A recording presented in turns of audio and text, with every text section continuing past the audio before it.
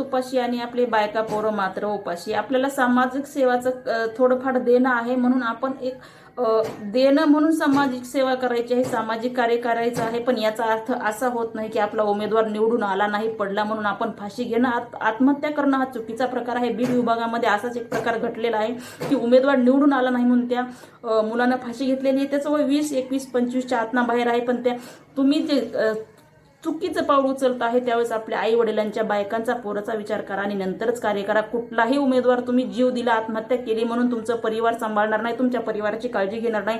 10 मिनिटं येऊन डोक्यावरून हात फिरून सांत्वन करून नमस्कार करून जाईल, पण उमेदवार तुमचं घरबार कधीही सांभाळणार नाही. होत नसेल तर तुम्ही सामाजिक कार्य सोडून द्या, उमेदवाराच्या मागे पळणं सोडून द्या, आपल्या परिवाराच्या मागे करा, कष्ट करा आणि चटणी भाकरी स्वतः खा आणि परिवारालाही सांभाळा. पण उमेदवारामुळे कोणत्याही कार्यकर्त्याने जीव देण्याचा प्रयत्न करू नका.